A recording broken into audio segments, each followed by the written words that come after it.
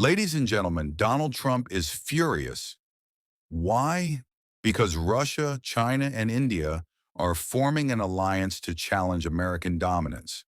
Once again, global power is shifting in our eyes. President Trump issued a bold warning. BRICS was set up to degenerate our dollar. And that's okay if they want to play that game, but I can play that game too. So anybody that's in BRICS is getting a 10% charge, Donald Trump said confidently. This isn't just rhetoric. It's a response to what many are calling the biggest geopolitical threat to America since the Cold War. Meet the alliance: BRICS, Brazil, Russia, India, China, and South Africa. These five nations are pushing to reshape the global system, to end Western dominance, and to become the new voice of the developing world. Economic power shift: BRICS versus G7. Let's go back to 1995. G7's PPP GDP stood at $17 trillion. BRICS, only $10 trillion.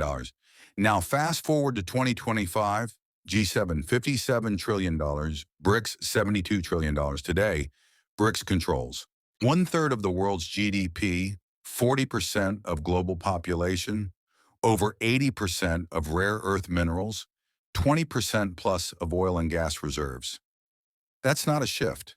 That's a global power quake. The dollar under threat. 2 decades ago, 70% of foreign reserves were held in US dollars. Now, it's down to 60% and falling. BRICS is working on something radical: a unified digital currency. Why does that matter? Here's how trade works today. If Rahul in India wants to buy oil from the UAE, he must convert Indian rupees to US dollars. The transaction goes through SWIFT, controlled by the West. Sanctions? They can block it instantly. But under BRICS' new system, Rahul converts rupees to digital rupees, which instantly convert to digital dirhams, using blockchain. No dollars, no SWIFT, no Western interference. The currency revolution. This new system bypasses dollar-based transactions, Western sanctions, SWIFT's control. Even global grain trade could shift to BRICS currencies. Trump's reaction? Any BRICS country launching a currency will face massive tariffs, he said. America is taking this seriously. Second power play: a new financial world order. The World Bank and IMF? Heavily influenced by the U.S., let's revisit Bolivia in the 1990s. They needed help. The World Bank agreed on 3 conditions: cut subsidies, open markets, privatize water. Privatize water, they said. The water system in Cochabamba went to U.S. firm Bechtel, and prices tripled.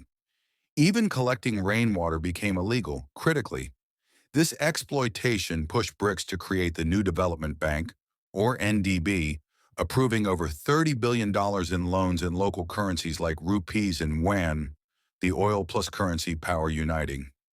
Now BRICS Plus is expanding. UAE, Saudi Arabia, Iran. Add Russia's nukes and China's economy, and you get a rising powerhouse. Headline: Why BRICS still can't replace the U.S. yet. Dollar equals global trust.